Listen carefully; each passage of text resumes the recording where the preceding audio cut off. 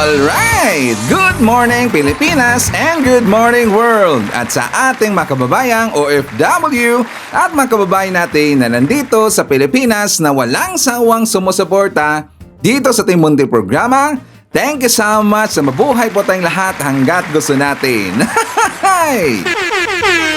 Well, anyways, tuloy-tuloy po tayo sa tigbabalita dito ng mga tamang balita at sagutin ang mali information na ipapakalat ng mga fake news spinners ng mga anti-Marcos, lalong-lalo na doon galing sa mga DBS na mga saltik bakabayan. Yes, dapat silang sasagutin. Bakit? Kasi paghahayaan natin sila na lagi pong naninira araw-araw kay BBM at sa Marcos sa may session sa Katagala Bakabayan, akala mga paninira, totoo yan sa mata ng ibang tao. So dapat silang sasagutin kasi ang bagong Pilipinas, bawal po ang mga sinungaling. At syempre, kasama niyo pa rin si Sir Ivan, ang pinakabulol na vlogger sa balat ng YouTube, pinagbibigay sa inyo ng mga totoo at mga preskong balita na kinukuha natin sa ating kapitbahay na social media.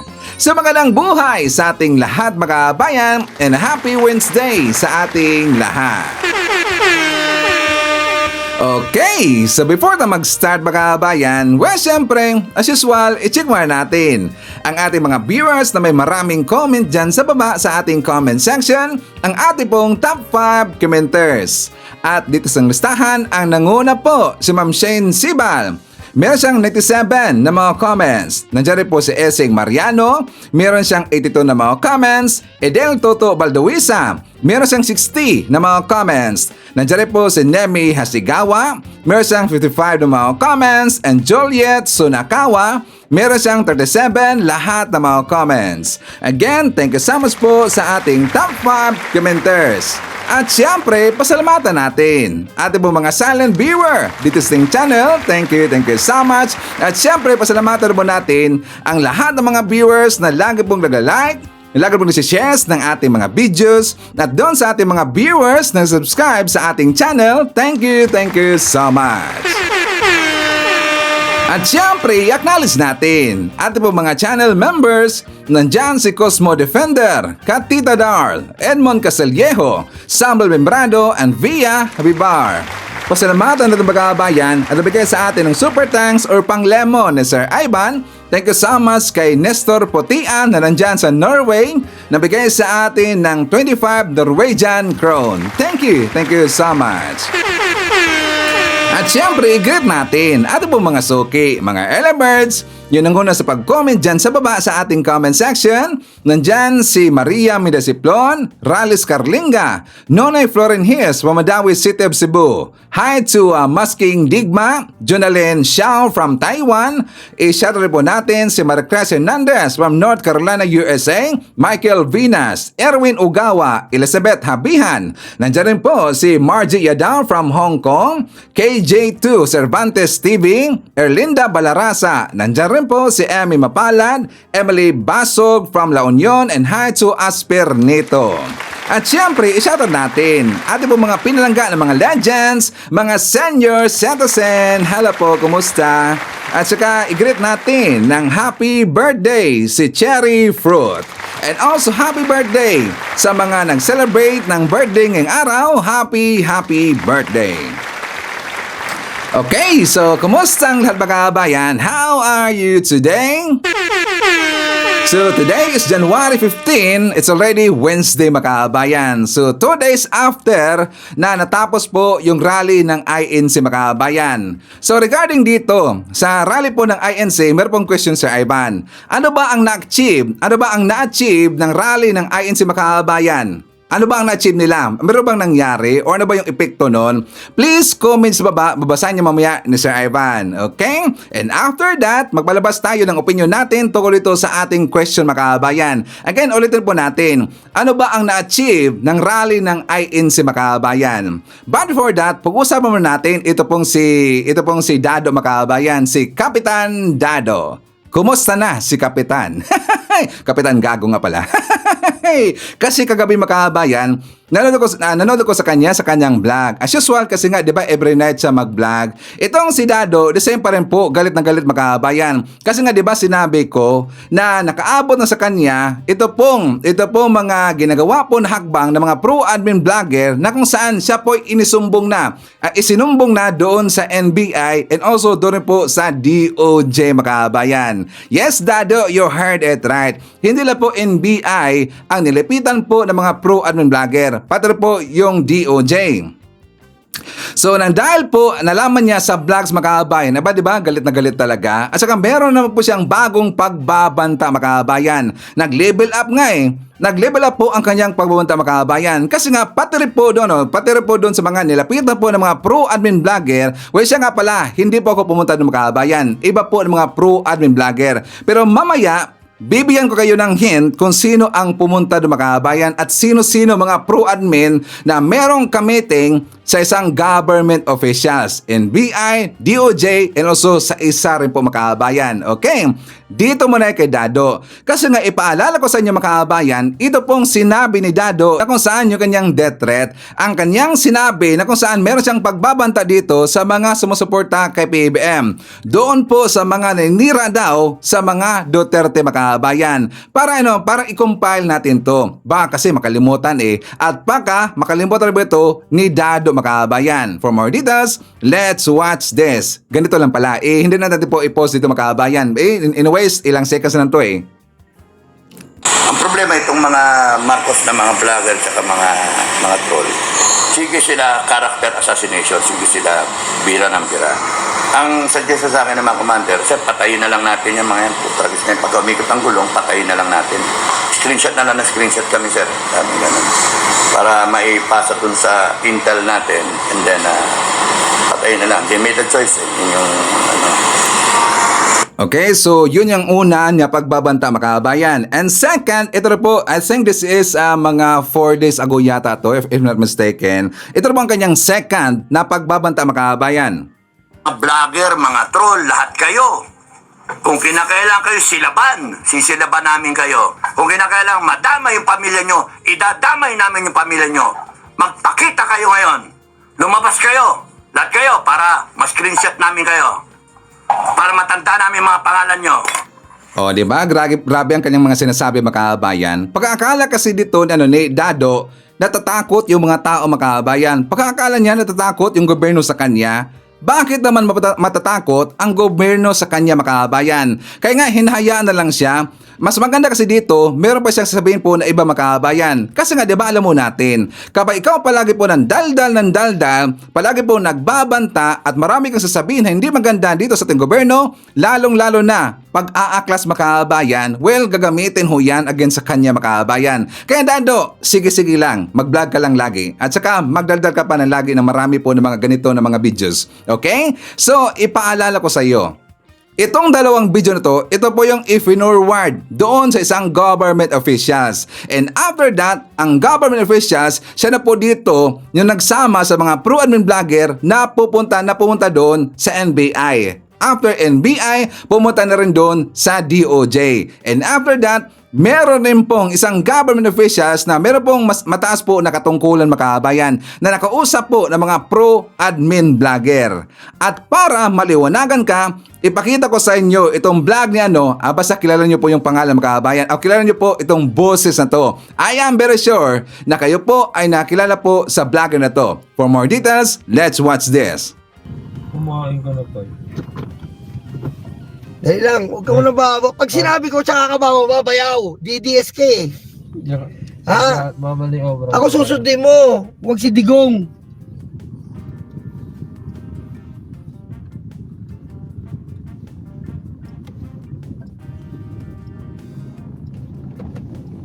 O yaw, baka na. Titignan kita dito ha.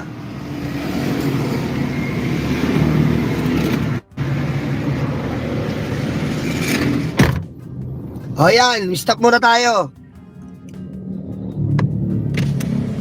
Yung malaki na orderin mo. Oo, para pag di mo naubos, bigay mo sa ano. Ha? Oh, kamusta kayo? Ngayon nga, update ko lang kayo kasi nga, ang dami nagpi-PM sa akin, nasa na ba? Alam mo yung nagpi-PM sa akin, nasa ka na, salvage ka na ba? Hindi po ako na salvage. May meeting nga ako eh. Diba sabi ko sa inyo, may meeting ako with the nako, nababanggit ko na. May meeting ako with the very, very high position, very, in the up of the triangle.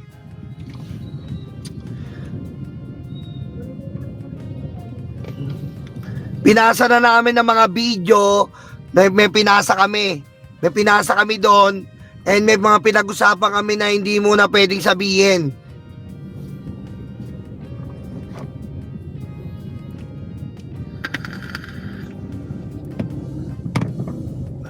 On the tip of the triangle.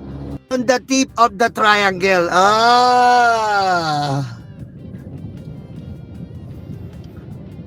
Diyos Yolo, sa'yo ba yung sasakyan? Sabi ko nga sa inyo, umaarkila pa ako para sa mga event.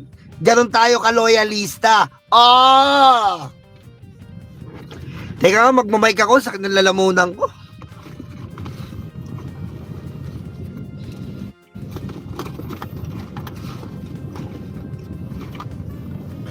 Marami tayong update. Ha? Huwag kang paloko-loko sa akin ngayon. Lahat ba kayo nag-aalala? Nag-aalala rin ako sa inyo eh.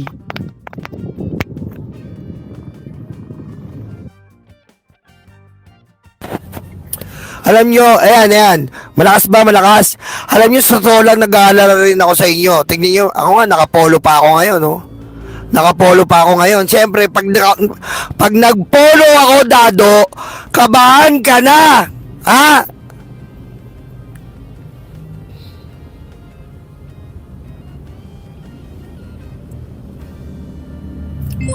Masakit ba sa tenga? Andito tayo, naka-illegal parking lang tayo eh. Huwag kayong magulo, naka-illegal parking tayo. Kasi nga, siga tayo dito eh. Ha?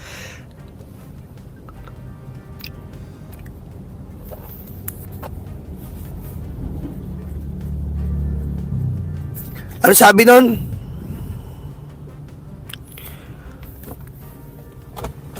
Yari ka ngayon. Tignan natin, mga darating na mga linggo kung matutuloy pa yung angas mo, Dado. Ha? Tignan natin ngayon kung matutuloy ang angas mo. Hoy, Nyolo, wag ka masyado maangas dyan. Hindi, mamo, Loki pa nga ako eh. Loki lang ako. Hoy, Cleya, thank you. Loki pa nga ako eh. Loki lang ako, mamo. Kinukwento ko lang.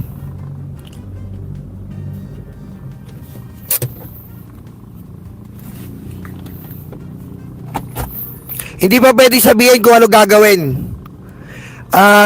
Ano ba yun? Confidential funds daw. Confidential funds. So ayan, yan po ang video ni Nyolo. I am very sure na familiar nyo ang kanyang boses makaabayan. Diba? Si Nyolo Random News at saka or si Tamsky Nyolo makaabayan. Isa siya kasama na punta doon sa NBI, sa DOJ and also doon po sa mataasan po na merong mataas na katungkulan na government official makaabayan. So ngayon, Dado, asahan mo na ho by next week.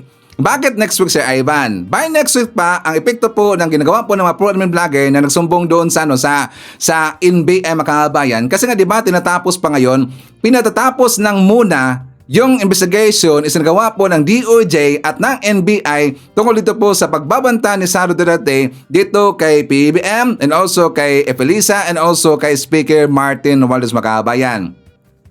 Di ba? Pinatatapos muna. Pero napanood na po ang dalawang video ni Dado ng taga NBI makaabayan and also taga DOJ. While pinanood po ng taga NBI yung video ni Dado, something na meron pong silang napanood doon o narinig doon na binanggit ni Dado na naging interested itong NBI makaabayan. Not just the sumbong. kundi buong-buo makabayan. Hindi lang po yung tungkol dito sa pagbabanta ni Dado or ni, di ba Dado Clemente siya?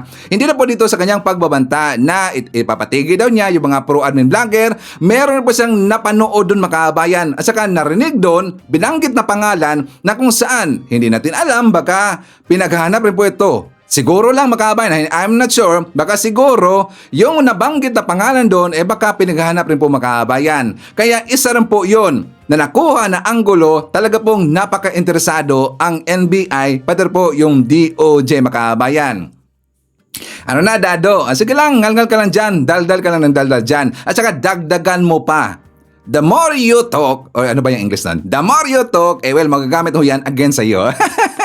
Diba? Sakto ba yung makabayan? The more siya magsasalita, kung ano man ang kanyang magsasabihin, yun ang gagamitin sa kanya. Sige lang, mag-ano pa ka dyan, dagdagan mo pa ng mga pagbabanta, ano man yan, madagdagan po yung mga ebidensya. So expect mo na lang, by next week, meron pong iepekto. Ikaw ay iimbitahan, Dado. Inibitahan nga yung Vice President, how much more ikaw pa makabayan? Diba inibitahan nga si Sara Duterte sa NBI, siya pa hindi. Diba? Normal lang kung siya makabay or karaniwang tao na naman siya Ano naman siya? Wala naman si Dado Diba? Si Sara nga inimbitahan, ito pa kayang si Dado. So by next week, Dado, expect mo na yan. Okay? So speaking of Nyulo makabayan, forward tayo. Kasi nga speaking of Nyulo, I think nakita nyo na po itong video na to na kung saan meron pong nakasagutan si Nyulo na isang DDS vlogger makabayan. Isang DDS vlogger. At nang nakasagutan na ni Nyulo, abay biglang nilaglag si Digong makabayan. Yes, nilaglag si Digong. On live ho yan sa kanyang vlog makabayan. Ito po ang ating ebidensya. Hello po! Ako po ang IAC. Hindi po binababagsak ang gobyerno gaya rin sinasabi ng mga DDS. Wala po katotohanan yun. Ayan, basahin pa natin yung mga nandyan sa... Wala po katotohanan po ang mga sinasabi ng mga DDS. Sir, hindi po kami DDS. Nandito rin po kami para makiisa lang din po. Oh, Baka pwedeng konti, kahit konti lang, sir. Pare-pareho naman tayo nagbablog, sir. wala naman ako tinutukoy Wala akong tinutukoy, pre. Wala nga po. Naapektuhan ka. Hindi kami naapektuhan, sir. Konting hina lang kasi nagsasalita rin kami. Wala akong problema, magsalita ka rin. Ayan o. Magkaisa, huwag mang-isa. Pagkakasundo, hindi pagkakagulo. Wala, dito lang. Saan ka ba? Dito, sa akin, sir. Oo. Kaya mo ako, nakita mo ba ako?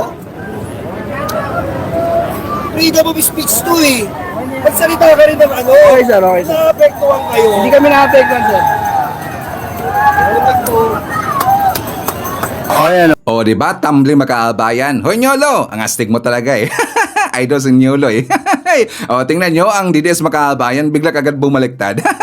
Hindi daw siya DDS. Nilaglag agad itong si Digong. Alam nyo ba kung sino yung vlogger na yung makahabayan? Yun po si Old School Pinoy. Doon ko nalaman sa comment doon kay Takeru Miyamoto, si Old School Pinoy pala yun makahabayan. Nalala ba natin si Old School? Di ba siya po yung kasama po ni Vincent Tabigi makahabayan? Dating PBBM vlogger, biglang bumaliktad sa mga Duterte. Kasi pag-aakala nila, malakas yung Duterte makahabayan. Pero hindi po lahat nabigyan po ng pagkakataon na kung saan lumakas ang kalang channel. Like for example, doon po kay PL makahabayan, well, talagang lumakas po yung channel ni PL. Kasi nung time po na nandito pa siya sa sa hanay po ng mga BBM vlogger, hindi siya masyadong napansin makahabayan, di ba itong si PL? So dahil meron siyang offer sa kabila makahabayan at marami silang inofferan sa kabila, biglang bumaliktad. Diba? So, like for example, dito po kay Old School Pinoy, tingnan nyo, bigla kaagad po nag-segue makahabayan. Hindi daw sila DDS kasi daw kasama rin po sila sa INC makahabayan. So, masama lang daw sila sa rally ng INC. But in fact, sila po ay DDS makahabayan. O, diba? Ganon kaagad po, ganon kabilis magpalit po ng mukha ang mga DDS kasi sila po ay mga traitor makahabayan. Wag nyong pagkakatiwalaan ang mga DDS kasi ganyan sila Diba? Bigla kagad po bumaliktad makabayan, baliktad kaagad, niligwak nila, nilaglag nila itong si Digong. Okay, so babalikan na po natin ito pong si Sara makabayan. Diba sabi ko, na lumapit na po yung mga pro-admin vlogger doon po sa NBI, sa DOJ. Pero ang tungkol ito kay Dado mga kababayan, medyo nilagay muna sa gilid. Kasi nga pinatatapos na muna nila yung kanilang isinagawang investigation dito kay Sara Duterte. For more details, let's watch this. Natapos na ng National Bureau of Investigation ang investigasyon kaugnay sa naging banta ni Vice President Sara Duterte laban kina Pangulong Ferdinand R. Marcos Jr., First Lady Liza Marcos at House Speaker Martin Romualdez. Ayon sa Department of Justice, nagpadala na sila ng mga prosecutors sa NBI para isailalim sa evaluation ang mga nakalap na ebidensya. That the NBI had finished its investigation, but there's a need to further evaluate it, and we are sending prosecutors over to look at the evidence and evaluate the evidence that is in the custody of the National Bureau of Investigation. Depending on the outcome, we will be able to make a recommendation whether to have it considered filed already before the department and or to return it to the NBI if there's a need to build up the case further and to add to the evidence that they have. Okay, so ito po yung update tungkol dito po sa investigation kay Sara Duterte mga kababayan. 'Di ba nanahimik muna konti yung NBI pati yung DOJ? Kasi nga nalaman ko yan mga kababayan at saka narinig ko po yan last year, that is somewhere in December 23 yata yon, 23 or 22, na meron po akong nakuha po na information galing po sa loob kung bakit nanahimik muna at saka nag-focus muna yung NBI at saka yung DOJ sa pagtingin nila sa pagkukuha nila ng mga ebidensya, pag-review nila sa mga ebidensya tungkol dito kay Sara Duterte. Kasi nga nakafocus muna sila mga kababayan at saka pinatatapos muna nila yung rally ng INC. 'Di ba? Pagkatapos po ng rally ng INC, nagbalita kagad mga kababayan na ito na po yung update tungkol kay Sara Duterte. At saka maki-update tayo palagi mga kababayan. Dapat ipoposto natin lagi at saka susundin natin lagi itong NBI at saka yung DOJ tungkol dito sa investigation nila kay Sara Duterte. Okay? So ngayon, babalikan na ho natin. Diba tungkol doon sa aking question mga kababayan, ano ba ang na-achieve na isinagawa po na rally ng INC mga kababayan? Ano ba na-achieve nila? Diba wala mga kababayan? Kasi papakita ko sa inyo, unang-una, 5 days before po sa rally mga kababayan, diba sabi po ng mga DDS, itong dito po sa Inday Sara Duterte po na movement na Facebook page mga kababayan, and saka ito nakita ko po ito doon po na po sa Tops Coalition, doon po sa mga DDS na mga vlogger, doon po sa mga gonggong na mga Facebook pages, kumalat itong picture na to, na kung saan 5 days na lang natitira siya na ang uupo bilang presidente ng Pilipinas. 5 days na lang daw ang natitira, siya na ang uupo bilang presidente ng Pilipinas. Ang ibig sabihin, after po sa rally ng INC, kasi diba nakikita natin mga kababayan, overwhelming talaga At saka ang dami po, totoo lang, ang dami talaga. Marami po mga membro ng INC nagpuntahan doon sa rally mga kababayan. Umabot po ng 1.5 million yung attendees. So masasabi natin, ito na pong napakarami ng INC members mga kababayan. So dahil po sa nangyari na rally na yon, natanggal ba sa pwesto si PBBM? Naging presidente na ba itong si Sara Duterte? Mga DDS, presidente na ba si Inday Lustay? Di ba wala pa rin, hindi pa rin hanggang ngayon. Ang presidente, si PBBM pa rin. No effect yung isinagawang rally ng INC mga kababayan. Kasi nga, di ba, sure na talaga sila Kahit lahat po ng mga DDS vloggers, sure na ho sila. Pati nga si Banat Bay mga kababayan. Di ba? Paano nga si Banat Bay, mga Banatero, sila si Jay Guevara, yung malaking mama, parang si Dagol mga kababayan, sure na ho sila. Ito ang kanilang silaging sinasabi na kakabahan na daw, di ba? Ilang oras na lang daw, ilang araw lang daw, pero hindi po nangyari. Kaya maraming dismayado, lahat ng mga DDS, dismayado sa rally ng INC. Kasi hindi umipikto mga kababayan. How much more? Kung ang mag-rally ay yung mga DDS mga kababayan, mas lalong-lalo na. Diba? So wala po silang na-achieve mga kababayan. So babalikan na po natin. Pero inaamin natin mga kababayan, inaamin natin dito na talaga pong nakita po ni Sir Ivan, honestly nakita ko po mga kababayan na yung nangyaring rally sa INC, nung una okay yun 'Di ba? Makailang beses ko yan sinabi, maganda po ang rally ng INC. Okay ho yun, kasi maganda po ang kanilang layunin, makabayan. Nakakatulong naman talaga yon sa gobyerno natin kasi nga ang kanilang saloobin ang gustong sabihin na ipaabot nila sa gobyerno natin. Which is yung kapayapaan, peace, pagkakaisa, okay naman talaga yun eh. Pero maraming beses ko rin po sinabi dito na kapag papasukan na ho yan ng mga DDS makabayan, talaga pong papangit ang kanilang rally. Kung hindi ako nakakamali, 'di ba, tatlo po yung nagsalita doon makabayan. Tatlo po yung tumungtong doon sa stage na mga gonggong na kung saan pinaparinggan nila yung mga politiko makabayan. Yung Quadcom, yung Kongreso, pinaparinggan ho nila. 'Di ba, tatlo 'yon? Pero may napansin po ko makabayan, aside po dito kay Marcoleta, kasi nga 'di ba napakita ko na sa inyo yung video po ni Marcoleta kahapon. Meron po nagsalita makabayan, but I am not sure kung ano ang kanyang posisyon dyan sa INC. Kasi nga dito po sa kanyang sinabi makabayan, we are very sure talaga at klarong-klaro talaga ito ay pamumulitika makabayan. Kasi nga meron siyang pinaparinggan dito na sabi pa nga niya na hindi pa daw sikat makabayan, naging laos na ang politiko na yan. At marami na po nag-iisip dito na si Speaker Martin Romualdez ang kanyang pinapatungkulan dito makabayan or pinaparinggan. For more details, let's watch this. Isang politiko,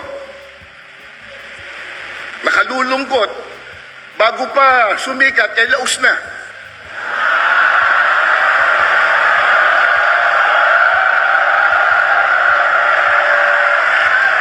Nang makita po ang milyong-milyon na dami ng tao, abay sinabi niya kanina, kahit marami yan, minurya pa rin sila.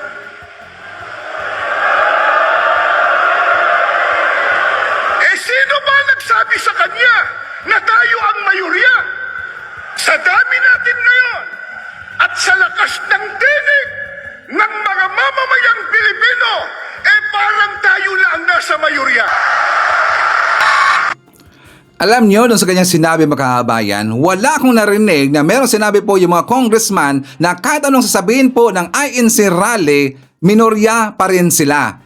Siya po yung nagsinungaling makabayan. Wala pong sinabi na ganon. Kasi nga yung speech ni Speaker Martin Romualdez doon po sa Kongreso makabayan, umabot yun ng mga 45 minutes yata if not mistaken. Siguro mga 30 to 45 minutes makabayan. Talagang pinanood ko yun ng buong speech ni Speaker Martin Romualdez. Walang sinabi siya doon na kahit anong gawin po ng rally ng INC, minorya pa rin sila. Walang ganon. Kundi ang sabi po ni Speaker Martin Romualdez na kahit maraming umatake sa kanila, maraming pumipigil sa kanila sa kanilang ginagawa, hindi sila magpapatinag. Patuloy pa rin po si Speaker Martin Romualdez sa pagtatrabaho makabayan. 'Di ba? Iimbestigahan pa rin ang anomalyang ginagawa at sa mga nangyayari dito tungkol sa confidential funds and also sa mga misuse funds makabayan. Ang ibig sabihin, ang kanyang pinaringgan po ni Speaker Martin Romualdez si Sara Duterte. Hindi sila mag-stop dito sa kanilang gagawin po or ginagawang investigation makabayan. Hindi po.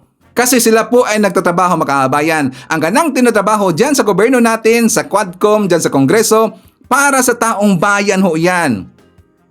Paano magkakaroon dito ng peace ang Pilipinas kung hindi masusugpo ang corruption makabayan? Do you think pag-aakala po ng INC members na walang corruption ginagawa si Sara Duterte? 'Di ba? Kung ganun man ang kanilang iniisip, bulag sila. Meron pong ginagawang anomalya si Sara Duterte. Marami pong mga ebidensyang naglabasan, marami rin pong nagsasabi po galing po sa mga witnesses. Pero ang problema kasi dito, alam ko po hindi lahat na mga INC members sumang-ayon doon sa mga sinasabi naman doon po sa mga taong tumuntong doon sa stage makabayan. Kasi wala naman pong kinalaman. Sa totoo lang, walang kinalaman po yung mga INC members. Yung mga membro nila nandun po sa baba makabayan, hindi nila kontrolado kung ano ang sasabihin po ng mga taong tumuntong doon sa stage. Like for example, itong taong ipinakita natin, so kay Marcoleta, pati po yung isa makabayan. Hindi nila kontrolado yan, kundi sila lang po ay nakikinig makabayan. At saka yung mensaheng ipinaabot sa kanila before po nangyari yung rally ng INC rally, iba naman kasi. Di ba? Lagi sinasabi po is for peace, para sa kapayapaan, peace and unity. Yun po ang lang kanilang nalalaman mga kabayan. Pero ito'y nag-iba nung sila na po ay tumuntong yung mga tao na yon doon sa stage. Nagkaroon dito ng political rally bigla mga kabayan. Correct ba I'm wrong? Di ba mga INC members, kahit nga mismong INC member na pumunta doon mga kabayan ang nagsabi sa akin, iba na po ang kanyang pananaw doon. Merong nag-message sa atin, tsaka ayaw ko lang pong ipakita ang kanyang pangalan kasi nga membro siya ng INC mga kabayan. Sabi niya, "Hello po, ako po ulit. Ang layunin talaga ng rally namin ay peace. Pero dahil sa mga mapagsamantala na mga tao, talagang ginagamit nila ang rally namin. Pero sa maniwala kayo sa hindi, pro-admin pa rin ang INC, 100%. Yung mga ibang placards na yan, nagsamantala din ang mga ibang grupo. Hindi talaga layunin ng INC na palitan si PBBM. Malabong mangyari yan." O yun ang sabi, isa po sa ating mga viewers po nandito na membro po ng INC mga kabayan. Nag-message siya sa akin before po ako nag-vlog mga kabayan. So yan nga ang kanyang ipinaabot sa akin na mensahe, na wala pong plano ang INC na pababain sa pesto si PBBM, kundi sinuportahan lang mga kabayan. Pero siyempre, dito kasi sa mga DDS, iba ang gusto nila. Ang gusto nila, matanggal sa pesto si PBBM. Sila'y laking dismayado dito kasi hindi nangyari mga kabayan. Tingnan nyo mga sinasabi po ng mga DDS vlogger. Sabi ng mga kabayan, so what's next daw? Ako na po magtatanong mga DDS kasi hindi nyo tinanong ang INC. Meron sila mga post mga kabayan doon po kay Channel 167, doon po kay Princess Maui, kay Joby, doon kay, if I'm not mistaken, si Trixie yata, hindi si Trixie, si Hitad yata mga kabayan. Sabi na ano daw ang next move ng INC. Ang next move ng INC na mga kabayan, matatakot na daw dito si PBBM. So ako na po ang magtatanong dito mga INC members, ano ba ang next move ninyo? Please comment sa baba, babasahin niyo mamaya ni Sir Ivan. Kasi nga nagtanong ang mga DDS, so dapat natin silang sagutin mga kabayan. Ano daw ang inyong next move? Ano man yung next move, hindi pa natin alam. Alam ko natin yan, di ba? Pero ang move rin po ng taga-kongreso, itutuloy nila yung impeachment case ni Sara Duterte. Siyempre, may intel po si Ivan. Meron po tayong informant galing po sa loob mga kabayan. Tuloy na tuloy po ang impeachment case ni Sara Duterte. At tuloy-tuloy pa rin po yung isinagawang investigation kay Sara Duterte dito po sa NBI at sa DOJ. Di ba nagsalita na po yung DOJ? Hindi maapektuhan.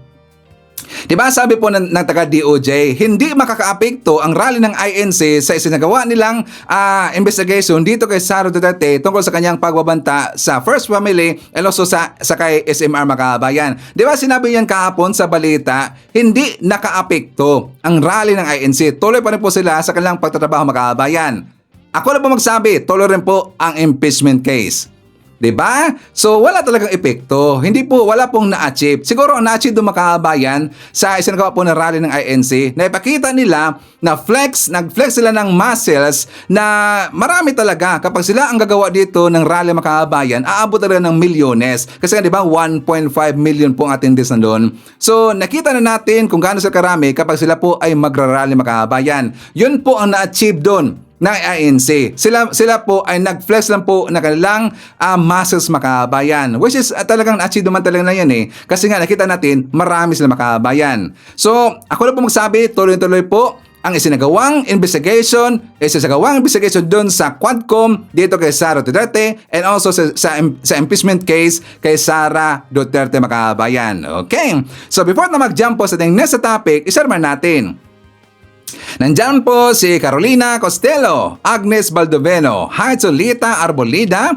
Nandyan rin po si Kath de la Cruz, Shane 1028, Haito Salve Pagal, Lady Frank, Sarah Bertman Blag. Nandyan rin po si Adoracion Pinales. I-shoutout natin si Don Lalalien, Haito Charlie Istabaya, Gomez Kimberly, Noel Narcida, Renato Valiner, Lilian Kalimba, and Haito Jolly and Rowena Highness. Okay.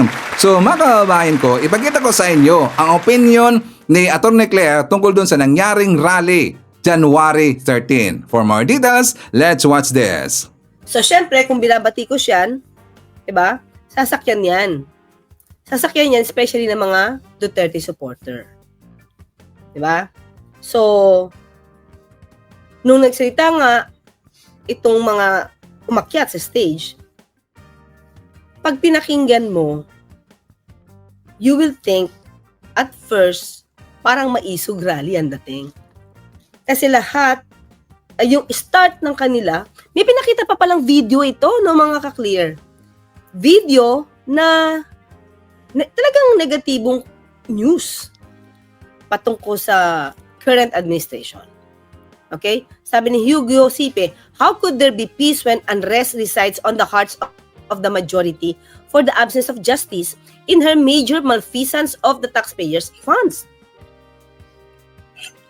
Yun mga ka-clear eh. Kaya nga ang tanong natin, okay, sige. Naging maayos ang rally in general. Maybe siguro naging questionable lang sa mga speeches ng mga umakyat sa taas. Malinis. Hindi nag-iwan ng kalat. Yun ang balita. So maganda. Congratulations. Pero after that, tanungin din natin yung mga umaten, ano na ang next step? Diba? After this, yung mga tao na ang questionable yung integridad, diba? Dahil sa iba, napatunayan naman mga kakli. Sabi ko nga, wag na natin pag-usapan si Mary Grace Piatos eh. Pag-usapan na lang natin yung fake na youth summit na worth 15M. Nagkaroon na yun ng admissions na peke. Peke from the AFP, 4, na Colonel yata yon nagsabi, Yusik Mempin, and Atty. Michael Powa. Ano to? Diba? After the INC Peace Rally, ano na yung gagawin dun sa nameke na dokumento para sa na ang alaga ay 15 million? May mananagot ba dito o wala? Kasi mga ka-clear, ang lumalabas kasi dito sa INC Peace Rally, dapat unity team. Diba? Dapat unity team. So pag unity team, dapat walang bangayan. Dito, para sa bayan, walang bangayan. So, mga ka-clear, kapag inusig pa rin si VP Sara because of this, di ba, na hindi ma-explain na paggasta ng milyones na confidential funds, will it still be considered as bangayan? Di ba? Kasi parang dumating, huwag na kayo mag-away para peaceful. Huwag na kayo mag-away kasi pag hindi kayo mag-away, lalago ang ekonomiya. Pag hindi kayo nag-away, mawawala ang kahirapan. Ganun yung dating. Huwag kayo mag-away kasi para yung unemployment rate mabawasan. Paano kaya yun? Oh, ito sabi ni Vincent, let bygones be bygones na lang. So, paano na? So, ganun na ba lagi mangyayari? Diba? Kung meron mang may kasalanan, wag na lang kasi magkakagulo. Diba? Kaya nga sabi ko, after this, nasugpo ba ang issue ng korupsyon? Diba? Back to impeachment. Forget about this show. Ano to? Robert Castillo. Yung show nila. Okay. Sige, thank you. Oo, di ba? Back to impeachment daw. Yun nga eh. Di ba? Yun yung sinasabi natin. Ano ang naresolba nung peace rally? Sige mga clear ha. Bigyan nyo sa akin kung ano sa tingin nyo, ano tingin nyo ang naresolba ng peace rally ng INC. Maliban sa, okay? Maliban sa, tingin ko, isa ito sa naging consequence. Naduwag. Lumalabas na naduwag ang house. Okay, ito. Maliwanag yun, attorney. Attorney, silent supporter kay Sara ang rally nila. Show of force ang political rally. Abu Dhabi. Diba? Actually, mga ka-clear, wala pa tong rally na to. Nagkomento na ako before. Yeah? Nagkomento na ako dyan. Ang aking box. Wait lang. Ayan. Nagkomento na ako dyan. Sabi ko, mukhang kahit sabihin nyo, nasa PBBM talaga yung sinusuportahan nyo. Eventually, ang mag-benefit niyan, si VP Sara. Kasi yung issue sa kanya, nandiyan, pero alam mo yung matatabunan. Because of the issue na gusto ng peace. Gusto namin ng peace. Desire for peace. Diba? Matatabunan yung issue ni VP Sara. So, diba, eventually, hindi naman si PBBM ang makikinabang. Kaya lang, nung sinabi ko to, syempre, nag-react naman. Yung iba dyan. Diba? May dalawang angko na nag-react. Diba? Sino ba naman daw ako? Diba? Sino ba naman tong abogado na to? Diba? Pero, nagkamali ba ako? Nagkamali ba ako ng aking obserbasyon na ang maaangat dito ay si VP Sara? Diba? So, especially nung nagsalita yung mga tao sa stage. Diba? Tanungin ko kayo mga ka-clear. During dito sa speech nila, may binanggit ba sila ng anything negative against VP Sara? Diba? Siya naman forte. Kung ayaw ni PBBM impeach si Sara, baka bumaliktad ang sitwasyon, baka sa kanya gawin yan. Yun! Yun ang sinasabi nga ni Sentry. Delikado. Diba? Delikado. Why? Mas agresibo ang mga Duterte. Diba? 2023 pa lang, pinagbabala ka na siya, kaya nga gumawa ng kwentong ngagba-ngagba. Buti na lang yung ibang tao, hindi naniniwala. Paano ko naniwala? Nagtatawag na si dating Pangulong Duterte sa AFP, sa militar, remember? That's January 2024.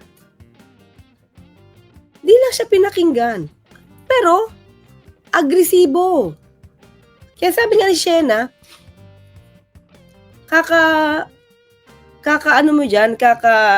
dili-dali. Diba? Baka sa'yo bumuelta. Oh. Yan. So, yun, diba? So, kaya sabi ko, hindi ako nagkamali dahil hindi lang ako ngayon ang nagbigay ng obserbasyon na ito ay para sa kapakinabangan ni VP Sara.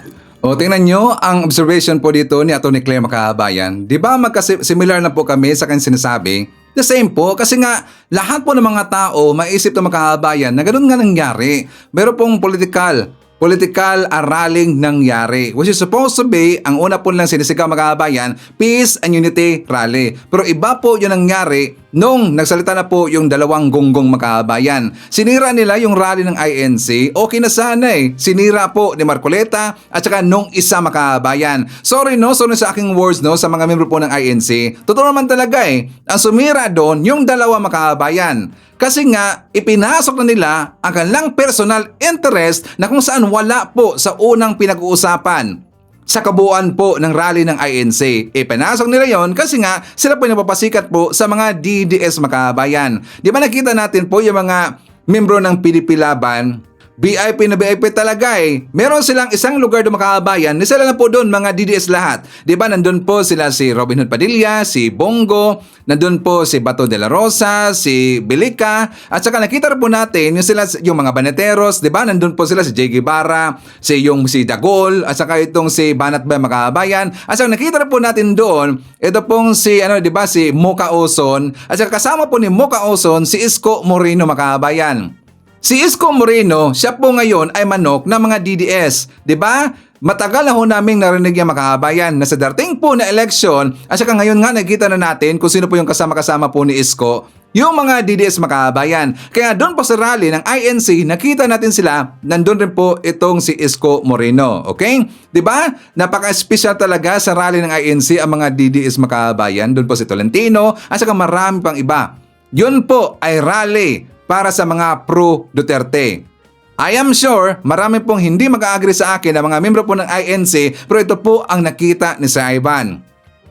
At hindi lang po ako ang naka-observe nito. Marami pong tao, makabayan. Even nga yung mga, di ba, even nga yung mga mainstream media, the same po ka lang nasabi, makabayan. Ang rally na yun para po dito sa pagprotekta kay Sara Duterte. At saka, babasa na po natin, makabayan. Well, siya nga pala, di ba, di ba pumunta po si Sara doon sa Japan, makabayan? Nung nandun po sa Japan si Sara, doon na po siya na-declare na siya po ay tatakbo bilang presidente this coming 2028, makabayan. Yan, sinabi niya po mismo. She will consider herself na tatakbo daw bilang presidente sa year 2028. Kung makakatakbo, makabayan. And also, nagpasalamat rin po si Sara Duterte the other day sa isinagawang rally ng INC, makabayan. Tas dahil po nagpasalamat po si Sara, sabi niya, nagpapasalamat ako sa ating mga kapatid sa Iglesia ni Cristo sa inyong patuloy na pagsisikap na maghatid ng pagkakaunawaan at pagkakaisa sa ating mga kababayan. So yan po ang sabi ni Sara, makabayan. Nagpasalamat siya sa INC. Bakit siya magpasalamat? Siyempre, papabor yun sa kanya, makabayan. Di ba? Pabor na pabor ho yun sa kanya. So dapat lang siya po ay magpasalamat. Dito po sa sinabi po ng mga DDS, makabayan, ipakita ko lang sa inyo. Kasi nga dahil po nagpasalamat po si Sara Duterte, so ngayon, nagpakalat sila kahapon, makabayan, gin-call out nila si PBBM kung kailan daw magpasalamat si PBBM sa sinagawang rally ng INC, makabayan. Sabi ni Mau Spencer, nagpasalamat na si BP Inday Sara Duterte sa peace rally ng INC. Ikaw, Bongbong Marcos, bakit wala ka pa ring imik? Lobat ka pa ba? Tas marami silang comment, makabayan, pati nga doon sila si Channel 167, sila si Hitad, as usual si Hitad, alam naman natin yan. At saka doon po sila si Sasot yata, if not mistaken. Sabi ni Nelson, Channel 167, nag-thank you na ba si Bangag dahil ulo ni Coco ang gumulong at hindi kanya. Nagpasalamat na daw ba si PBBM? Kasi nga merong comment dun sa baba, makabayan, 48 hours na daw, hindi pa rin daw nagpasalamat si PBBM. Unang-una, bakit po magpasalamat si PBBM sa sinagawang rally ng INC? Di ko magets, makabayan eh. Bakit gin-call out nila si PBBM na dapat daw magpasalamat si PBBM sa sinagawang rally ng INC? Yon ang mga topic ng mga DDS ngayon, makabayan. Bangag pa daw, hindi pa daw gumising, makabayan. Baka daw hangover pa, hindi ba nila alam nagtatrabaho po ang ating pong presidente? Nakita ko nga kanina sa post po doon sa PCO, makabayan. Busy po ang ating presidente. Marami pong ginagawa si PBBM. Marami siyang nakamiting, makabayan. Dito po sa Kabataan ng Bagong Pilipinas, PBBM meets with DOS Secretary Herbosa, Department of Finance Secretary Ralph Recto, PCO Secretary Cesar Chavez, E.S. Bersamin, and the rest of the economic team. This is to discuss about certain things regarding the 2025 budget and programs of the administration this year. Napaka-busy nila the whole day, makabayan. And speaking of E.S. Bersamin nga pala, before tayo babalik po kay PBBM, di ba napahayag po si E.S. Bersamin kahapon? Sabi niya, ang tukol dito po sa posisyon ni PBBM, sa sinabi niya na hindi siya pabor na i-impeach si Sara Duterte. So according po kay E.S. Bersamin, na the same pa rin po ang posisyon ni PBBM tukol dito po sa sinagawang impeachment move ng Kamara, makabayan, dito kay Sara Duterte. The same pa rin po, walang nagbago, walang pagbabago, makabayan. Yun pa rin po ang posisyon ni PBBM na hindi siya sasang-ayon na i-impeach itong si Sara Duterte. Okay? So balik na kay PBBM. So bakit naman po, tanong natin dito sa mga DDS at saka sa lahat po ng mga viewers, makabayan, itatanong ko sa inyo, kailangan ba o dapat bang mapasalamat si PBBM sa isinagawang rally ng INC? Please comment sa baba, babasahin niya mamaya ni Sir Ivan. Para sa akin, makabayan, hindi naman kailangan eh. Bakit? Sa kabuuan po ng rally ng INC, pabor ho yun kay Sara Duterte. Kahit baliktarin pa natin natin po yung picture, tsaka yung mga sinasabi po ng mga INC members, yun pa rin po ang kalalabasan. Yun po ay pabor kay Sara Duterte. Kasi alam niyo, makabayan, kapag hindi po ma-impeach si Sara Duterte, siya po ang makakabenepisyo dito. Si Sara Duterte. Wala pong iba, makabayan. 'Di ba? So tanong natin dito, kailangan pa bang pasalamat po si PBBM sa sinagawang rally ng INC? Kaya nga, yan po ang malaking question dito sa mga DDS, mga gonggong talaga eh. 'Di ba? At saka, pabor ba tayo na hindi i-impeach si Sara Duterte, mga kababayan? And speaking of Sentry, mga kababayan, di ba binanggit po doon ni Atty. Claire, si Sentry, di ba si Trillanes? Si Trillanes ay sasama po sa rally this coming January 18, mga kababayan. Don't forget, mga kababayan, January 18, impeach Sara rally. At saka marami po mga vlogger na pupunta ng mga kababayan, mga pro-admin vlogger, vlogger rin po ng mga Pinklawan supporters o mga Dilawan, maraming pupunta ng mga kababayan. And also, pati po yung Magdalo Party List, yung Bunyog, sila si Insurrecto, marami pong pupunta ng mga kababayan. Again, don't forget, January 18, ati pong suportahan mga kababayan. Impeach Sara rally, January 18. Okay? Doon po sa EDSA, mga kababayan. Okay? So, before tayo mag-jump po sa tayong next topic, mga kababayan, ishare ba natin? Nandyan po si Evelyn Garcia, Merjane Tan, Wenny Angeles na nandyan sa Samar, Lancaster. Kasama rin po natin si Ashen, Angelita Holsanger, Apolonio Nocido, hi to Josephine Gallego, Jestobtov from Calamba, Laguna,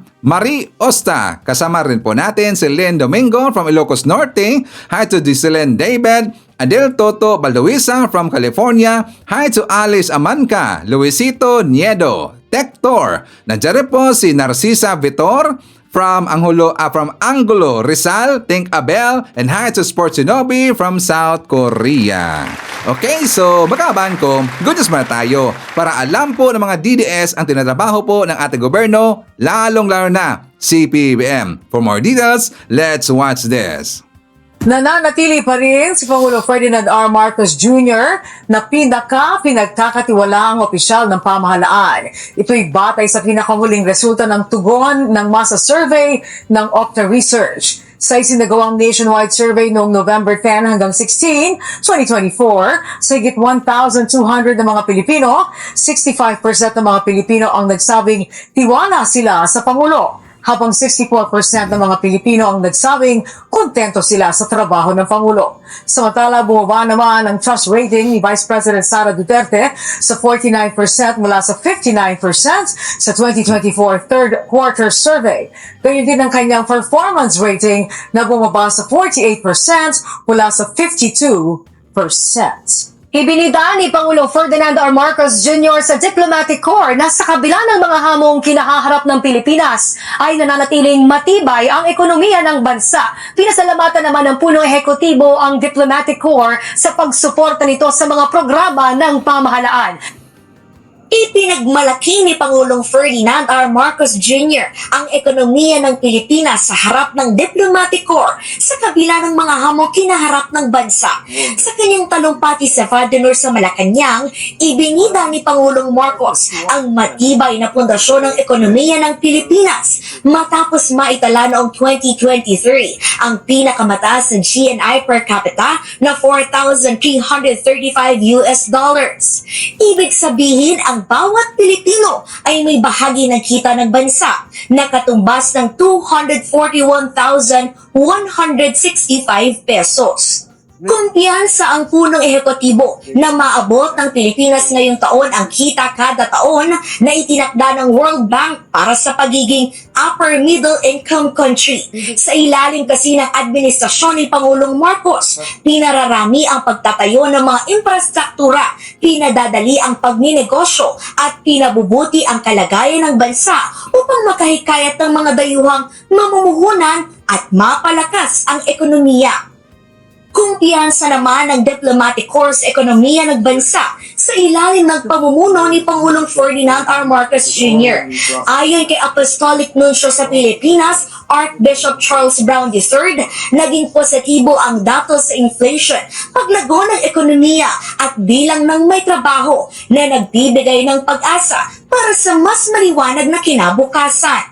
Kaugnay niyan, hinikayat ni Pangulong Marcos ang suporta ng Diplomatic Corps at ng kanilang mga gobyerno para sa kandidatura ng Pilipinas sa non-permanent seat ng United Nations Security Council para sa taong 2027 hanggang 2028. Iginiit ni Pangulong Marcos ang mayamang karanasan ng Pilipinas sa pagsusulong ng kapayapaan, pagbuo ng pagkakaisa at pagtuklas sa mga bagong paraan ng kooperasyon na salamin ang higit 60 taong kontribusyon ng bansa sa UN peacekeeping operations. Sa huli, pinasalamatan ni Pangulong Marcos ang Diplomatic Corps para sa kanilang patuloy na suporta sa mga programa ng pamahalaan na nakatuon sa pagpapabuti ng buhay ng mga Pilipino.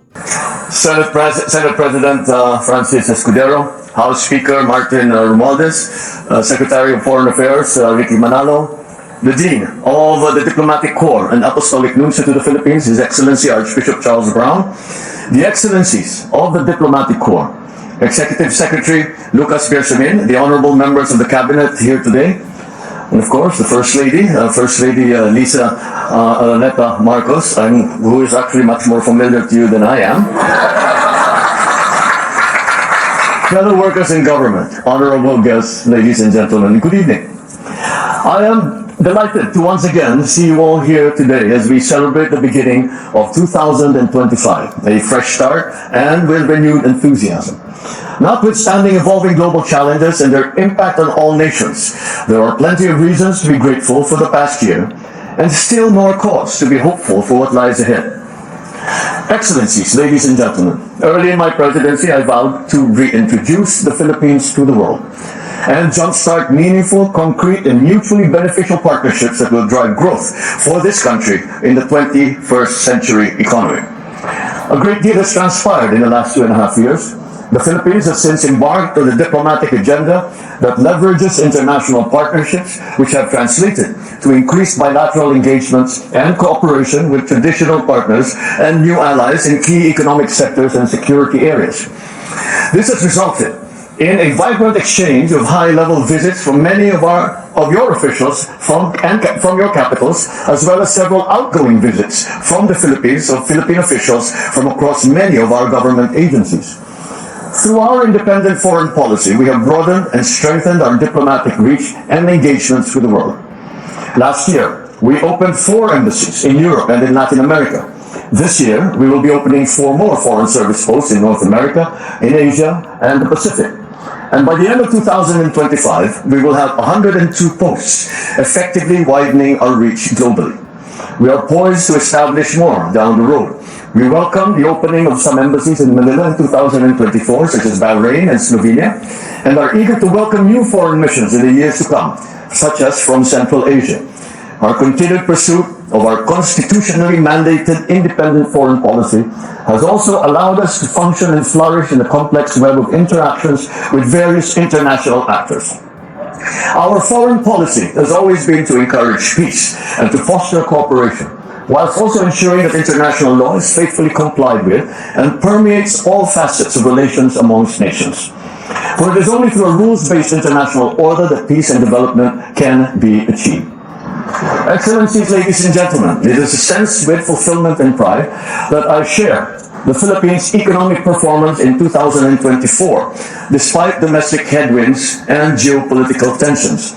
So you will excuse me if I put on my salesman hat just for a little while.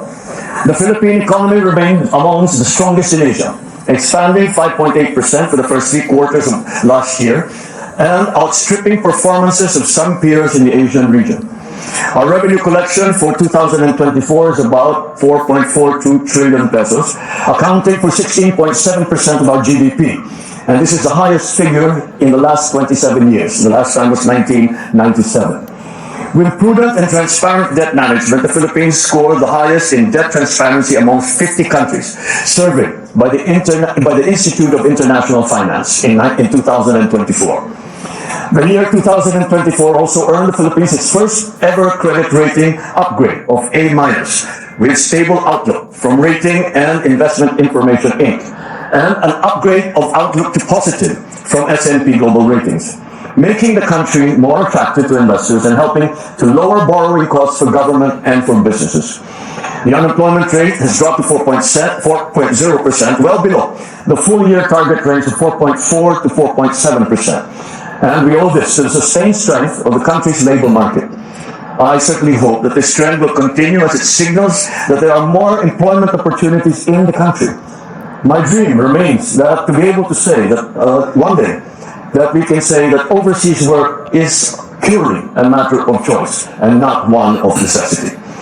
With strong macroeconomic fundamentals, we are confident that the country will be able to hit this year the GNI per capita range set for us by the World Bank to reach the upper middle income status country, coming off from an all-time high record registered in 2023 to the tune of $4,335 US or 1,165 Philippine pesos.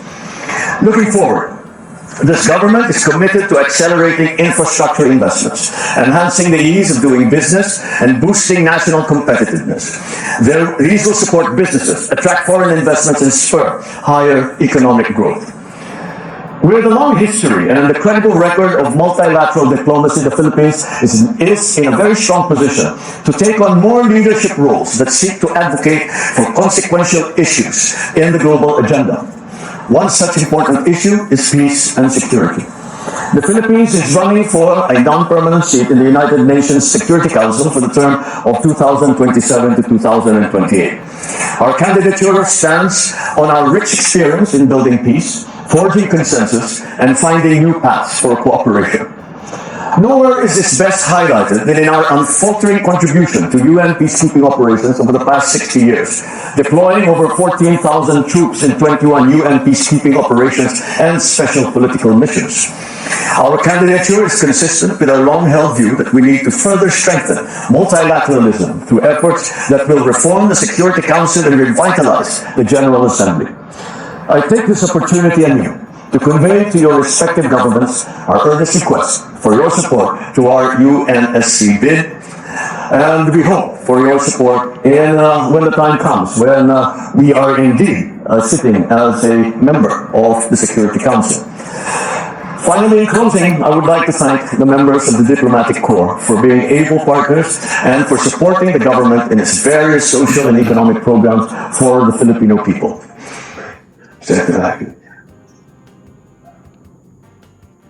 So allow me to make a toast to another year of partnerships and collaboration with you, with your countries, and enduring friendships between our countries and, even more importantly, our peoples. Cheers. Happy New Year.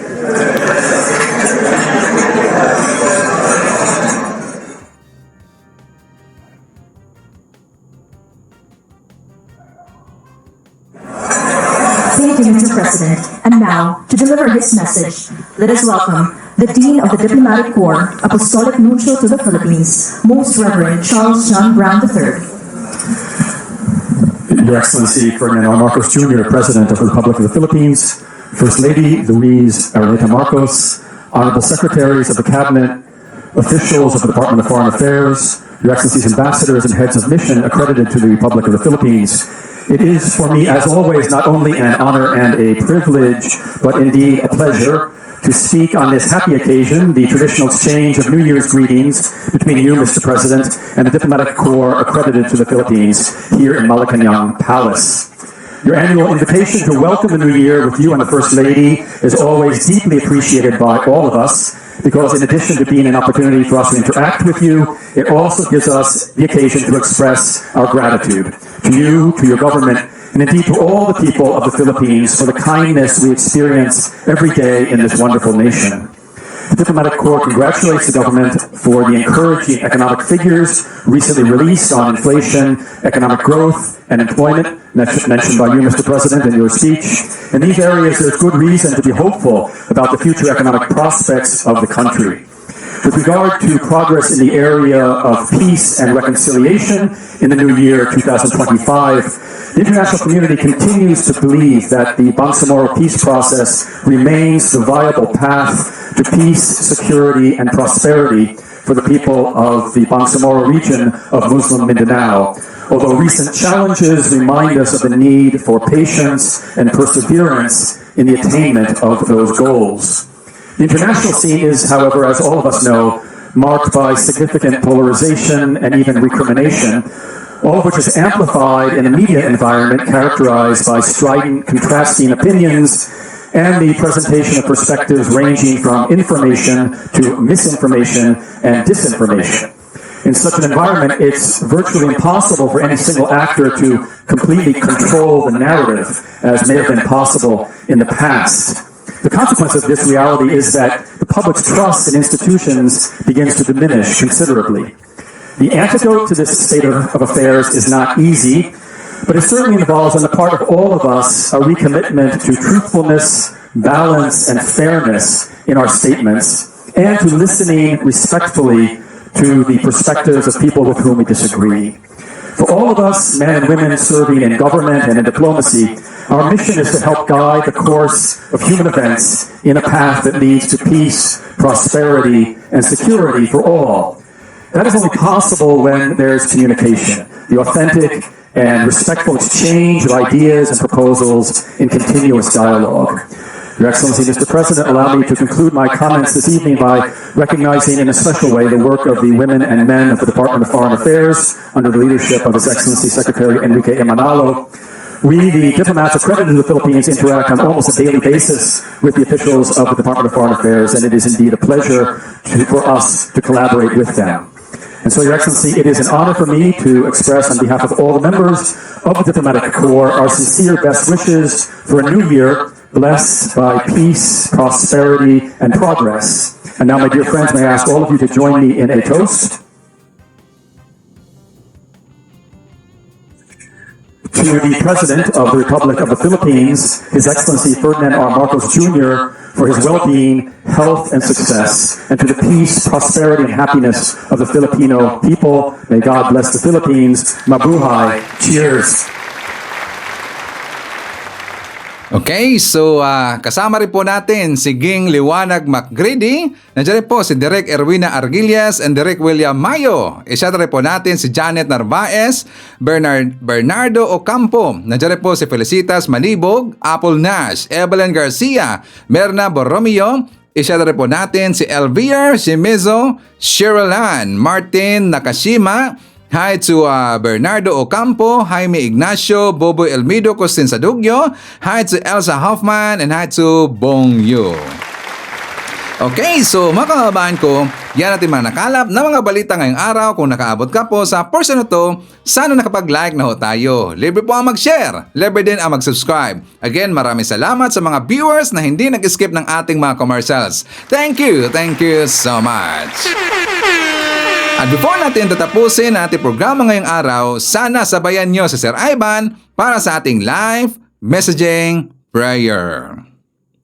Ama naming makapangyarihan, patatagin mo ang aming pananalig, pag-asa at pagmamahal. Pahintulutan mo kaming makatupad sa iyong kalooban at makihati sa iyong ipinangakong buhay. Hinihiling namin ito sa pamamagitan ni Hesukristo kasama ng Espiritu Santo magpasawalang hanggan. Idinadalangin ko ito sa pangalan ng ating Panginoong Hesukristo. Amen. So maraming salamat mga kababayan, and I hope to see you again on my next video.